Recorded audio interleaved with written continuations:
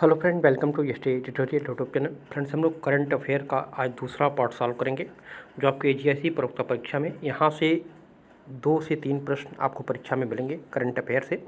और इसके पहले का जो पहला सेट बनाया गया था उसमें महत्वपूर्ण प्रश्नों को रखा गया था, और इस दूसरे पार्ट में भी महत्वपूर्ण प्रश्नों को रखा गया है। उन्हीं प्रश्नों को रखा गया है जो यूपीएससी द्वारा बार बार परीक्षाओं में पूछा जाता है, उन्हीं करंट अफेयर के प्रश्नों को इसमें रखा गया है। और पहले पार्ट में भी वैसे ही क्वेश्चन को रखा गया था। तो जो लोग पहले पार्ट को नहीं देखे हैं तो प्लेलिस्ट में जाकर के देख सकते हैं, जो आपके एग्जाम के दृष्टि से काफ़ी महत्वपूर्ण होगा। फर्स्ट पेपर में आपके 40 प्रश्न पूछे जाएंगे, उसमें से करंट अफेयर के 2 से 3 क्वेश्चन आपको जरूर मिलेंगे। तो वीडियो पर लास्ट तक बने रहिएगा। वीडियो अच्छा लगे तो चैनल को सब्सक्राइब कर लीजिएगा, लाइक कीजिएगा, दोस्तों में शेयर भी कर दीजिएगा, बेल आइकन पर प्रेस कर लीजिएगा ताकि आने वाली वीडियो का नोटिफिकेशन सबसे पहले मिल सके।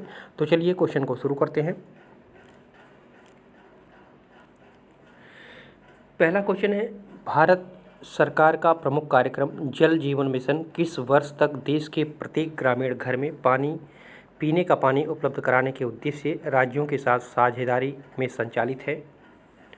तो किस वर्ष तक पूछा गया है? तो सही उत्तर हो जाएगा आपका ऑप्शन नंबर डी, 2024 तक। ठीक है। जल जीवन मिशन का लाभ जो है गुजरात, हरियाणा, हिमाचल प्रदेश, जम्मू कश्मीर, लद्दाख, मेघालय, पंजाब, सिक्किम, उत्तर प्रदेश, उत्तराखंड, पश्चिम बंगाल, आज सभी राज्यों के उम्मीदवारों को प्रदान किया जा रहा है। हालांकि अभी इस स्कीम को जो है सभी राज्यों में लागू नहीं किया गया है। सरकार द्वारा बताया गया है कि इस स्कीम का लाभ जो है 2024 तक देश के सभी राज्यों को प्रदान किया जाएगा। अभी तक देखा जाए तो गोवा के सभी ग्रामीण क्षेत्रों में जो है ग्रामीण जल जीवन मिशन का लाभ प्रदान किया गया है, जिसमें गोवा जल जीवन मिशन का लाभ लेने वाला पहला राज्य भी है। इसको भी याद रखिएगा, गोवा पहला राज्य है जल जीवन मिशन का लाभ लेने वाला। और जिन लाभार्थियों द्वारा आवेदन किया गया है केवल उनको ही इस मिशन के तहत अभी लाभान्वित किया जाएगा। तो यहाँ पे 2024 तक ये लक्ष्य रखा गया है कि सभी राज्य के सभी ग्रामीण इलाकों में सभी राज्यों को जो है 2024 तक पीने का पानी उपलब्ध कराने का उद्देश्य बनाया गया है। तो ये बहुत ही महत्वपूर्ण क्वेश्चन हो सकता है, तो इसको आप लोग याद रखिएगा। डी ऑप्शन आपका इसमें करेक्ट हो जाएगा। दूसरा क्वेश्चन है, अक्टूबर 2020 में गंगा नदी में डॉल्फिन आधारित इको टूरिज्म कार्यक्रम डॉल्फिन जलज सफारी की शुरुआत हुई, जिसमें कौन सा राज्य शामिल नहीं है? तो यहाँ पे ऑप्शन नंबर सी आपका सही हो जाएगा, तेलंगाना। ठीक है। आप लोग जानते होंगे 5 अक्टूबर को गंगा डॉल्फिन दिवस के रूप में मनाया जाता है, और इस साल जो है गंगा की परिस्थिति को संरक्षित करने के साथ साथ जो है क्षेत्र में पर्यटन को बढ़ावा देने के उद्देश्य से सोमवार को बिजनौर में गंगा के हैदरपुर वेटलैंड के पास जो है देश के 6 स्थानों पर अपनी तरह की डॉल्फिन सफारी की शुरुआत की गई। और गंगा के डॉल्फिन दिवस के अवसर पर जो है राष्ट्रीय स्वच्छ मिशन NMCG ने 6 स्थानों पर जो है डॉल्फिन जलज सफारी का शुभारंभ किया, जिसमें उत्तर प्रदेश का बिजनौर, ब्रिजघाट, प्रयागराज और वाराणसी, और बिहार, पश्चिम बंगाल, आंध्र प्रदेश, तमिलनाडु ये सभी सम्मिलित हैं। लेकिन तमिलनाडु इसमें तेलंगाना इसमें जो है सम्मिलित नहीं है। ठीक है। तो इम्पॉर्टेंट क्वेश्चन होगा ये भी। तो यहाँ पे सी ऑप्शन आपका सही हो जाएगा। अगला क्वेश्चन है, 48वें अंतर्राष्ट्रीय एमी अवार्ड में बेस्ट ड्रामा सीरीज का पुरस्कार किसे प्राप्त हुआ? तो सही उत्तर हो जाएगा आपका option number A, web series Delhi crime. ठीक है। जो वेब सीरीज आई थी दिल्ली क्राइम, उसको जो है 48वें अंतर्राष्ट्रीय एमी अवार्ड से सम्मानित किया गया है। इस साल का 48वां अंतर्राष्ट्रीय एमी अवार्ड भारत के लिए काफ़ी महत्वपूर्ण रहा। नेटफ्लिक्स के दिल्ली क्राइम ने बेस्ट ड्रामा सीरीज का पुरस्कार जीता। रिची मेहता की डायरेक्ट सीरीज में जो है शेफाली शाह एक पुलिस डिप्टी कमिश्नर की भूमिका निभाती हैं, जिसे 2012 के दिल्ली निर्भया गैंग रेप और हत्या के अपराधियों को खोजने का काम सौंपा जाता है। उसी पर आधारित है ये दिल्ली क्राइम वेब सीरीज, और इसी को जो है 48वां एमी अवार्ड, अंतर्राष्ट्रीय एमी अवार्ड से सम्मानित किया गया है। तो यहाँ पे ऑप्शन नंबर ए आपका सही हो जाएगा। ये भी काफ़ी महत्वपूर्ण होगा आपकी परीक्षा के लिए। अगला क्वेश्चन है, 2021 में हुए राष्ट्रीय मतदाता दिवस का थीम क्या था, विषय क्या था? तो राष्ट्रीय मतदाता दिवस मनाया जाता है 25 जनवरी को। जो 25 जनवरी 2021 को राष्ट्रीय मतदाता दिवस मनाया गया, उसका थीम क्या था? तो ये था making our voters empowered, vigilance set and informed. तो यहाँ पे डी ऑप्शन आपका सही हो जाएगा। ठीक है, देश भर में इस बार हम 25 जनवरी को 11वां अंतर्राष्ट्रीय मतदाता दिवस मनाए थे और 25 जनवरी के दिन को हर साल पूरे देश में राष्ट्रीय मतदाता दिवस के तौर पर मनाया जाता है। देश, राज्य, जिला व प्रखंड स्तर पर इसको लेकर के जो है खास आयोजन किया जाता है। इस बार भी जो है देश, राज्यों और जिला स्तर पर राष्ट्रीय मतदाता दिवस को लेकर विशेष तैयारियां हुई थी और भारत का चुनाव आयोग जो है 11वां राष्ट्रीय मतदाता दिवस मनाया गया और इस बार का कार्यक्रम का जो ये विषय था, थीम था, वो making our voters empowered, vigilant, sent and informed. ठीक है, तो यहाँ पे डी ऑप्शन आपका सही हो जाएगा। और इसको हिंदी में अगर देखा जाए तो हिंदी में इसका नाम था मतदाता बने सशक्त, सतर्क, सुरक्षित और जागरूक। ठीक है, मतदाता बने सशक्त, सतर्क, सुरक्षित और जागरूक इसका हिंदी था। तो दोनों नामों को याद रखिएगा, हिंदी में और इंग्लिश में भी। तो यहाँ पे डी ऑप्शन आपका करेक्ट हो जाएगा। अगला क्वेश्चन है, सभी के लिए पर्यावरण एवं सामाजिक न्याय किस दिवस का थीम है जिसका आयोजन 17 अक्टूबर 2020 को किया गया। तो आप लोग जान लीजिए 17 अक्टूबर मनाया जाता है विश्व उन्मूलन दिवस के रूप में। ठीक है, तो 17 अक्टूबर विश्व उन्मूलन के दिवस के रूप में मनाया जाता है। तो इसलिए ये जो विषय का थीम होगा सभी के लिए पर्यावरण एवं सामाजिक न्याय, तो ये अंतर्राष्ट्रीय गरीबी उन्मूलन दिवस के रूप में मनाया गया था, तो इसी का थीम होगा। तो यहाँ पे ए ऑप्शन सही हो जाएगा। इस वर्ष अगर देखा जाए तो जनरल असेंबली यानी महासभा द्वारा इस दिन की घोषणा की 27वीं वर्षगांठ पर जो है 22 दिसंबर 1992 के 47/196 के संकल्प में जो है 17 अक्टूबर को गरीबी उन्मूलन दिवस के रूप में चिन्हित की गई थी। और इस साल फादर जोसेफ रेंसकी द्वारा जो है कॉल टू एक्शन की 32वीं वर्षगांठ को चिन्हित किया गया और अंतर्राष्ट्रीय गरीबी उन्मूलन दिवस मनाया गया था। और इसमें थीम रखा गया था सभी के लिए सामाजिक न्याय और पर्यावरणीय न्याय प्राप्त करने के लिए एक साथ अभिनय करना, यही इसका थीम था। तो यहाँ पे ए ऑप्शन आपका सही हो जाएगा। ये भी प्रश्न काफ़ी इम्पॉर्टेंट होगा आपके परीक्षा के दृष्टि से। अगला क्वेश्चन है, निम्न में से 2021 राष्ट्रीय विज्ञान दिवस का थीम क्या था। तो राष्ट्रीय विज्ञान दिवस 28 फरवरी को मनाया जाता है। ठीक है, सर चंद्रशेखर वेंकट रमन द्वारा रमन इफेक्ट की खोज करने की स्मृति में हर वर्ष जो है 28 फरवरी को राष्ट्रीय विज्ञान दिवस के रूप में मनाया जाता है। और इस वर्ष का 2021 का जो थीम था, विषय थीम था, वो था राष्ट्रीय विज्ञान दिवस की थीम जो है विज्ञान, प्रौद्योगिकी एवं नवाचार। तो यहाँ पे ए ऑप्शन आपका सही हो जाएगा। ठीक है, या इसको कह सकते हैं STI का भविष्य, STI का भविष्य। तो यहाँ पे आपका ऑप्शन नंबर ए सही हो जाएगा। और ये जो राष्ट्रीय विज्ञान दिवस मनाया जाता है ये सर चंद्रशेखर वेंकट रमन के जन्म दिवस के रूप में मनाया जाता है और इनको जो है 1930 में नोबेल पुरस्कार से भी नवाजा गया था रमन इफेक्ट के लिए। ठीक है, तो सारे पॉइंट को याद रखिएगा। यहाँ पे ए ऑप्शन आपका सही हो जाएगा। अगला क्वेश्चन है, वर्ष 2021 में आयोजित होने वाली चौथी खेलो इंडिया यूथ गेम्स 2021 का आयोजन किस राज्य में होगा। तो ये हरियाणा राज्य में जो है चौथा संस्करण खेला जाएगा। ठीक है, तो इसकी मेज़बानी हरियाणा राज्य करेगा। तो यहाँ पे भी ऑप्शन करेक्ट हो जाएगा। और खेलो इंडिया यूथ गेम जो है भारत सरकार द्वारा खेलों में छात्रों के हुनर को बढ़ावा देने के लिए खेलो इंडिया यूथ गेम का आयोजन किया जाता है। और इसकी शुरुआत जो हुई थी 2018 में हुआ था और उस समय खेल मंत्री जो थे कर्नल राज्यवर्धन सिंह राठौर थे, उन्हीं के द्वारा ये शुरू किया गया था। और जो पहला खेलो यूथ इंडिया गेम था ये 31 जनवरी 2018 को खेला गया था, इंदिरा गांधी नेशनल स्टेडियम में खेला गया था। तो ये चौथा संस्करण होगा 2021 का। इसकी मेज़बानी जो करेगा वो हरियाणा करेगा। तो यहाँ पे भी ऑप्शन आपका सही हो जाएगा। अगला क्वेश्चन है, नई राष्ट्रीय शिक्षा नीति 2020 के तहत किस वर्ष तक सकल नामांकन अनुपात को 100% लाने का लक्ष्य रखा गया है। तो सही उत्तर हो जाएगा आपका ऑप्शन नंबर डी, 2030 तक। ठीक है, नई शिक्षा नीति 2020 का भारत शिक्षा नीति है, जिसे भारत सरकार द्वारा जो है 29 जुलाई 2020 को जो है घोषित किया गया। और इसमें राष्ट्रीय शिक्षा नीति 2020 के तहत जो है वर्ष 2030 तक सकल नामांकन अनुपात को 100% लाने का लक्ष्य रखा गया है। तो यहाँ पे डी ऑप्शन आपका सही हो जाएगा। अगला क्वेश्चन है, राष्ट्रमंडल शिखर सम्मेलन 2020 में भारतीय प्रधानमंत्री ने भाग लिया, यह कौन सा सम्मेलन था?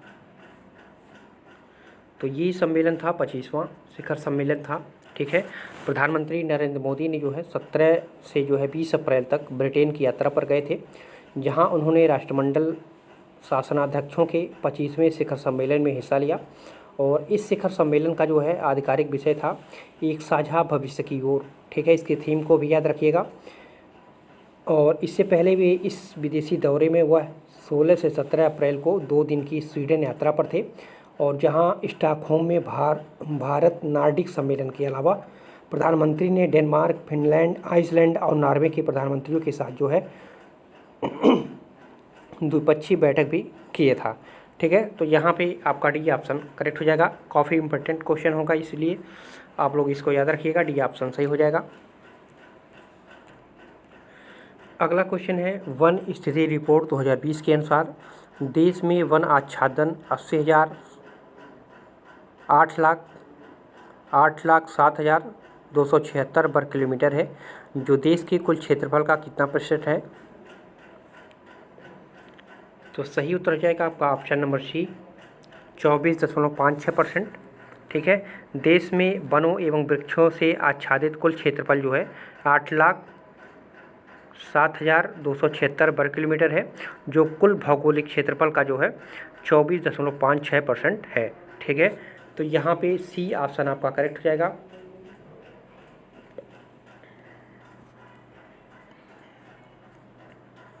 और एक प्रश्न यहाँ से और याद रख सकते हैं आपको कि भारत में सर्वाधिक वन क्षेत्रफल वाला जो राज्य है, भारत में सर्वाधिक वन क्षेत्रफल वाला जो राज्य है, तो सबसे पहले एमपी है। ठीक है, सबसे ज़्यादा एमपी है। उसके बाद आप लोग याद रखिएगा अरुणाचल प्रदेश दूसरे स्थान पे है। उसके बाद तीसरे स्थान पे आप लोग छत्तीसगढ़ को याद रखिएगा, छत्तीसगढ़ को। उसके बाद चौथे स्थान पे आप हैं उड़ीसा चौथे स्थान पे है। और 5वें स्थान पे आपका आ जाएगा महाराष्ट्र। ठीक है, तो इन पांचों नाम को ये आप लोग याद रखिएगा, क्योंकि क्रम से लगाने के लिए भी, आरोही अवरोही में लगाने के लिए भी प्रश्न पूछा जा सकता है। तो ये प्रश्न इम्पॉर्टेंट है, आना ही आना है निश्चित तौर पर, इसको लोग याद रखिएगा। तो यहाँ पे सी ऑप्शन करेक्ट हो जाएगा। अगला क्वेश्चन है, दिसंबर 2020 में जारी मानव विकास रिपोर्ट 2020 में भारत को कौन सा स्थान प्राप्त हुआ है? मानव विकास रिपोर्ट में 2020 में कौन सा स्थान प्राप्त हुआ है? तो ये डी ऑप्शन सही हो जाएगा, 131वां स्थान है। नए वर्ष 2021 में कोरोना महामारी के कारण देश के आम आदमी के जीवन की गुणवत्ता में आई कमी को दूर किए जाने के हरसंभव प्रयास किए जाने जरूरी हैं। और हाल ही में संयुक्त राष्ट्र विकास कार्यक्रम जो UNDP है, इसके द्वारा प्रकाशित मानव विकास सूचकांक 2020 में 189 देशों की सूची में भारत को 131वां स्थान प्राप्त हुआ है। तो यहाँ पे डी ऑप्शन आपका सही हो जाएगा।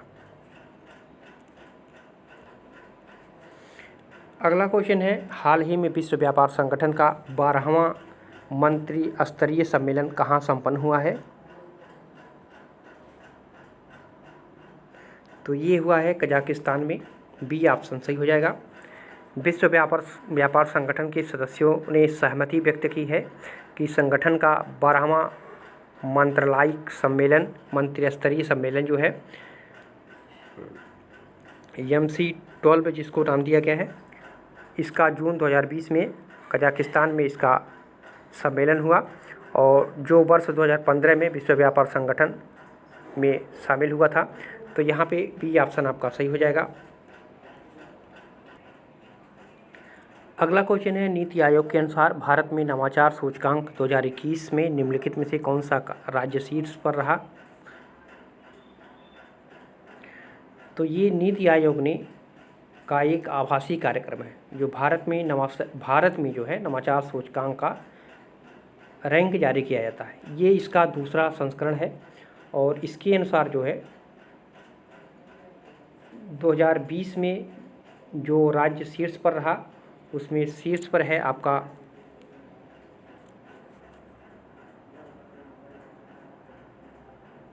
कर्नाटक, ठीक है।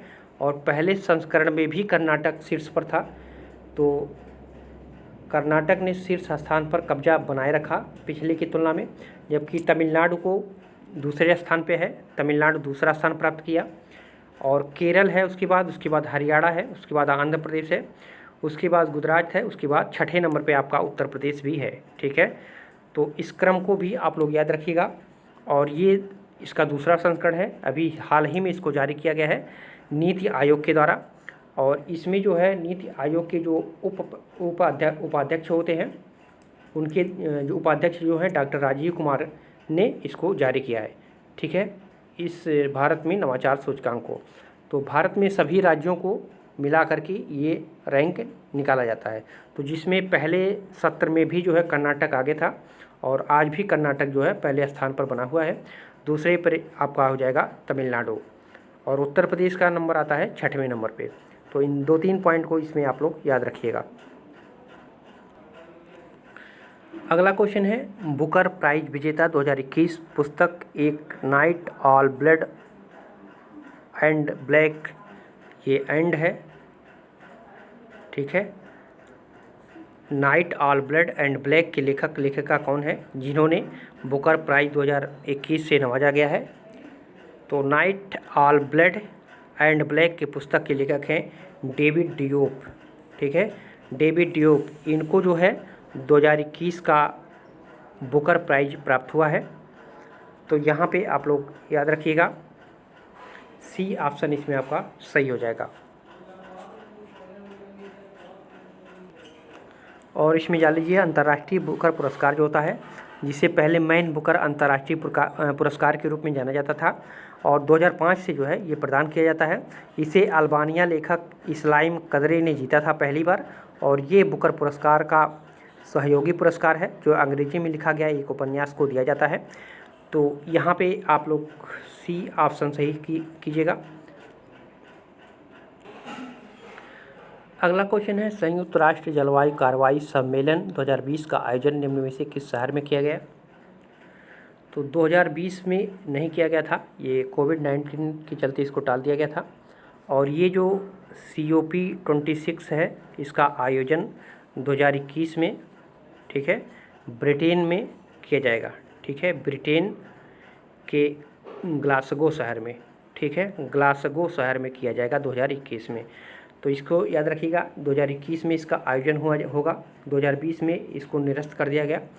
तो यहाँ पे डी ऑप्शन आपका करेक्ट हो जाएगा। तो 2020 का जो 2021 में होगा ब्रिटेन में होगा और 2023 में जो होने वाला है, 2023 में जो होगा ये आबू धाबी में होगा, ठीक है, आबू धाबी में होगा। तो इसको भी याद रख सकते हैं क्योंकि दो पूछा जा सकता है, एक आगे का पूछा जाता है हमेशा। तो 2023 का जो होगा वो आबू धाबी में होगा और 2020 का निरस्त कर दिया गया, 2021 में इसका आयोजन किया जाएगा वो ब्रिटेन के ग्लासगो शहर में, ठीक है। तो यहाँ पे डी ऑप्शन आपका सही हो जाएगा। अगला क्वेश्चन है, हाल ही में प्रधानमंत्री नरेंद्र मोदी ने कहाँ महाबाहु ब्रह्मपुत्र पहल की शुरुआत की? महाबाहु ब्रह्मपुत्र पहल की शुरुआत की है तो ये असम में किया है इन्होंने, बी ऑप्शन सही हो जाएगा। लगभग 4,997 करोड़ की लागत से ये महाबाहु ब्रह्मपुत्र पुल का नाम है, ठीक है। यह पुल जो है असम और मेघालय के लोगों की लंबे समय से चली आ रही मांग को पूरा करेगा, जो नदी के किनारे दोनों किनारों के बीच यात्रा करने के लिए नौका सेवाओं पर निर्भर रहते थे।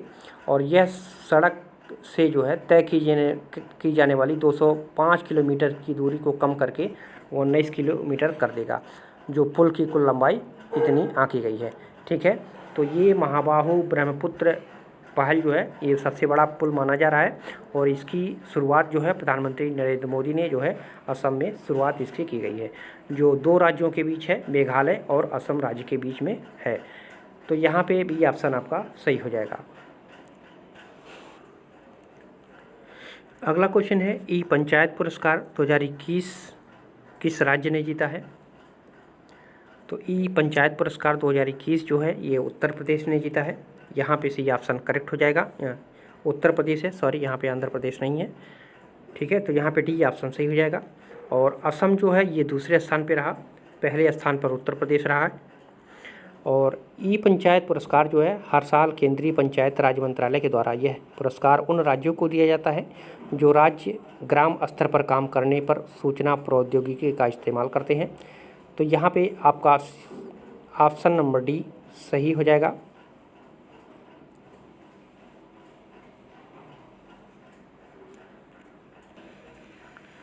अगला क्वेश्चन है कलिंग रत्न सम्मान 2021 से किसे सम्मानित किया गया? कलिंग रत्न सम्मान 2021 से किसे सम्मानित किया गया? तो ये है विश्वभूषण हरिचंदन को, ठीक है। भी ऑप्शन करेक्ट हो जाएगा।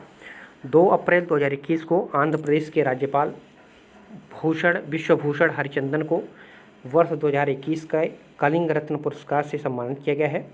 और यह सम्मान उपराष्ट्रपति एम वेंकैया नायडू द्वारा आदिकवि सरला दास की 600वीं जन्म शताब्दी के अवसर पर यह पुरस्कार प्रदान किया गया, ठीक है।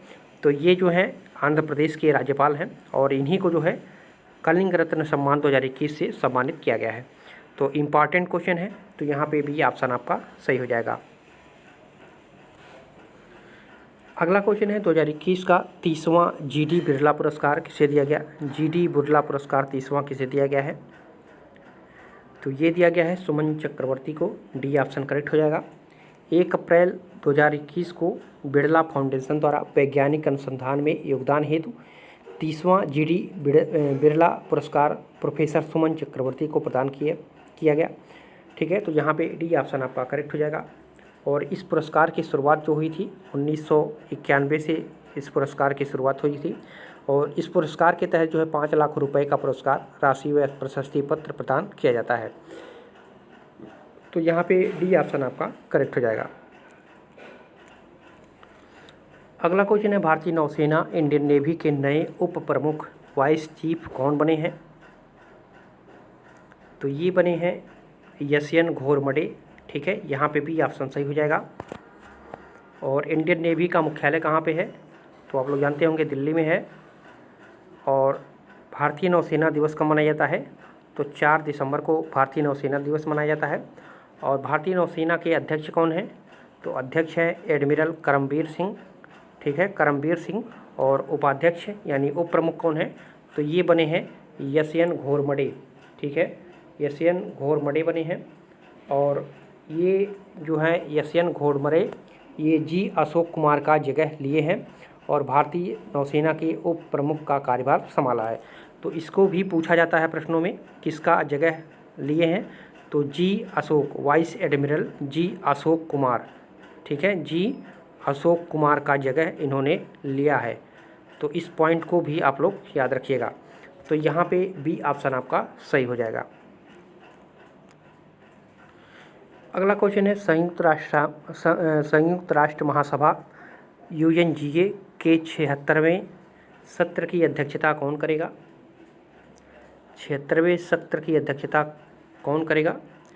तो वो हैं अब्दुल्ला शाहिद, ठीक है। यहाँ पे सी ऑप्शन करेक्ट हो जाएगा।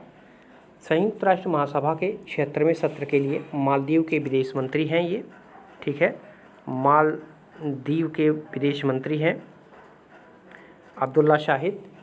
ये इनको अध्यक्ष चुना गया है 76वें सत्र की अधिवेशन करने के लिए। और यह पहली बार होगा जब मालदीव संयुक्त राष्ट्र महासभा के अध्यक्ष पद पर आसीन होगा। तो इसलिए भी ये महत्वपूर्ण इम्पॉर्टेंट क्वेश्चन हो जाता है।